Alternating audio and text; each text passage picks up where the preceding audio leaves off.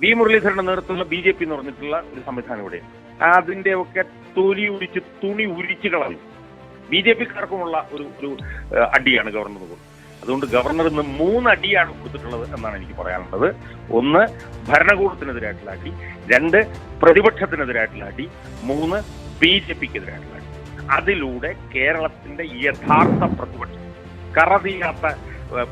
കറകളഞ്ഞ കേരളത്തിന്റെ പ്രതിപക്ഷം താനാണ് എന്ന് ഗവർണർ ഒന്നുകൂടി അരക്കിട്ട് ഉറപ്പിച്ചിരിക്കുന്നു എന്ന് മാത്രമല്ല, ആ ഒളിഞ്ഞും തെളിഞ്ഞുമൊക്കെ ഗവർണറെ വിമർശിക്കുന്ന മാധ്യമങ്ങളുടെ കർണക്കുട്ടിക്കിട്ടും മാധ്യമങ്ങളുടെ മസ്തകത്തിലും ഇന്ന് ഗവർണർ ഈ നടപടിയിലൂടെ ഒരു വലിയ അടിയാണ് കൊടുത്തിരിക്കുന്നത് എന്നുള്ള കാര്യവും കൂടി നമ്മൾ പ്രത്യേകിച്ച് ഓർക്കേണ്ടതാണ് എന്നായിരിക്കും. ശ്രീ KM ഷാജ, ഇന്ന് കേരളത്തിൽ നിയമസഭ ആരംഭിക്കുക. ആദ്യത്തെ ദിവസം തന്നെ നയപ്രഖ്യാപനം എന്നൊരു രീതിയുണ്ട്. കേരളത്തിലെ നയപ്രഖ്യാപനത്തിന് നിയമസഭയുടെ മുൻവശത്ത് വരുന്നു, മുഖ്യമന്ത്രി സ്വീകരിക്കുന്നു. അതുപോലെ തന്നെ പരസ്പരം മിണ്ടുന്നില്ല, സംസാരിക്കുന്നില്ല, ദേശീയത്തോടെ തെറിവുന്നു. പക്ഷേ നിയമസഭ ചർച്ചയിൽ ആദ്യമായ നയപ്രഖ്യാപനം അവസാനത്തെ പാരഗ്രാഫ് വായിച്ച് 1 മിനിറ്റിനകത്ത് വായിച്ചിട്ട് ഗവർണർ തിരിച്ചു പോരുന്നു. ചരിത്രത്തിൽ ആദ്യമായി. അല്ല, ഇത് ചരിത്രത്തിലാദ്യമായെന്നല്ല, ഇപ്പൊ പല നിയമസഭകളിലും ഇങ്ങനെ സമാനമായി ഇത് സംഭവിച്ചിട്ടുണ്ട്. കേരള നിയമസഭയിൽ ഒരുപക്ഷെ ചരിത്രത്തിൽ ആദ്യമായിട്ടായിരിക്കാം. പക്ഷെ ഇതിന് 2 പ്രശ്നങ്ങളാണ് ഇതിനകത്തുള്ളത്. ഒന്ന്, നിയമപരമായി ഇത് തീർത്തും ശരിയാണ്. കാരണം വെച്ചാൽ അവസാന പാരഗ്രാഫ് വായിച്ചു എന്ന് പറഞ്ഞു കഴിഞ്ഞാൽ അത് പൂർണ്ണമായി വായിച്ചു എന്നുള്ളതിന് തുല്യമാണ്. അതുകൊണ്ട് നിയമപരമായി ഇതിന് യാതൊരു വിധത്തിലുള്ള അസാംഗത്യങ്ങളുമില്ല. പക്ഷെ ഇതിലൂടെ നമ്മൾ കാണേണ്ട ഒരു പ്രധാനപ്പെട്ട പ്രശ്നമുണ്ട്. അതെന്താണെന്ന് ഒരു പ്രധാനപ്പെട്ട വിഷയം എന്ന് പറഞ്ഞാൽ, ഗവർണർ ഈ ഗവൺമെന്റിനെതിരെ ഉയർത്തുന്ന സമരമുഖം.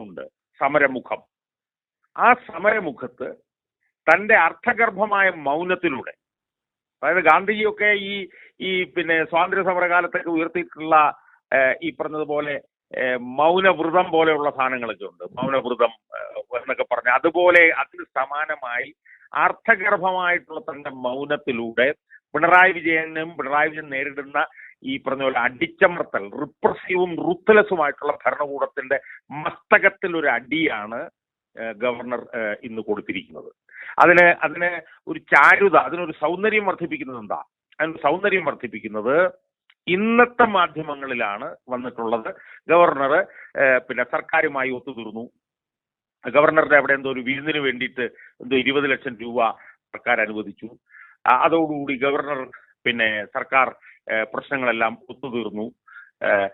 ഈവൻ ഡൽഹിയിൽ പോലും പോയി ചെയ്യാനുള്ള സമരം ഒത്തുതീർന്നതൊക്കെ തന്നെ ഇതിന്റെ ഒരു പാക്കേജിന്റെ ഭാഗമായിട്ടാണ്. ഗവർണർ ആയുധം വെച്ച് കീഴടങ്ങി എന്ന് എല്ലാ മാധ്യമങ്ങളും ഒറ്റക്കെട്ടായി പറഞ്ഞ ദിവസം തന്നെ ഗവർണർ ഭരണകൂടത്തിന് ഒരു അടി കൊടുത്തു എന്നുള്ളതാണ് ഇതിനകത്ത് ഏറ്റവും പ്രധാനപ്പെട്ട സംഭവം. ഈ ഭരണകൂടത്തിനെതിരെ സമരം ചെയ്യാന്ന് പറഞ്ഞു കഴിഞ്ഞാല് അതിനൊക്കെ ഒരു വിട്ടുവീഴ്ചയില്ലാത്ത ഒരു മനോഭാവമാണ് ഉണ്ടാവേണ്ടത്. അതെനിക്ക് ശരിക്കും ബോധ്യമാകുന്ന പറഞ്ഞാൽ, ഞാൻ VS അച്യുതാനന്ദന്റെ കൂടെ ജോലി ചെയ്ത ഒരാളെന്നുള്ള നിലയിലാണ്. വിട്ടുവീഴ്ചയില്ലാത്ത മനോഭാവം, അതായത് മനസ്സിൽ തോന്നുന്നത് മുഖത്ത് കാണിക്കുക എന്നുള്ളത്. അങ്ങനെയാണ് VS അച്യുതാനന്ദൻ കാണിച്ചുകൊണ്ടിരുന്നത്.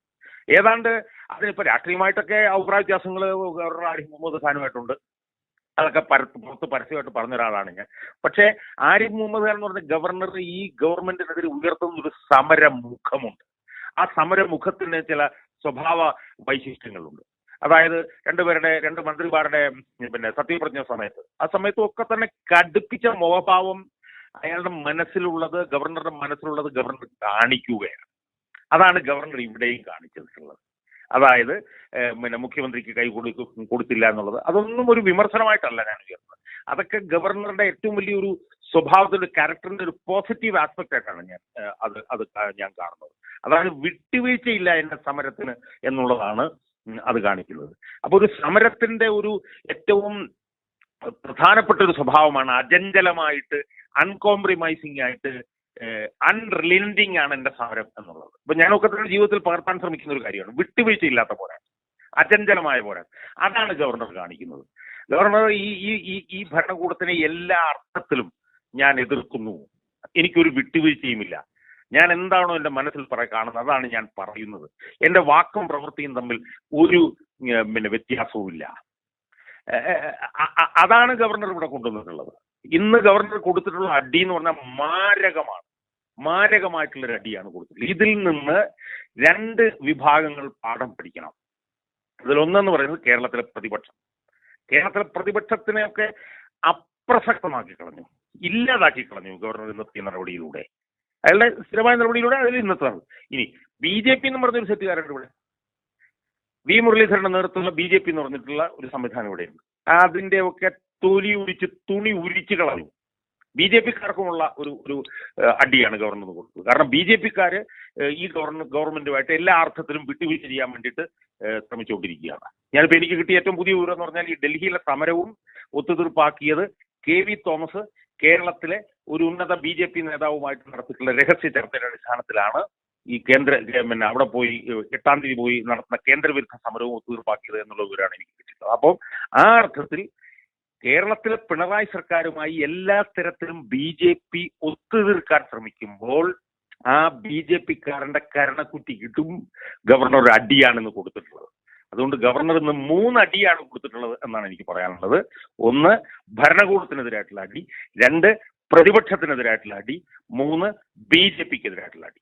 അതിലൂടെ കേരളത്തിന്റെ യഥാർത്ഥ പ്രതിപക്ഷം,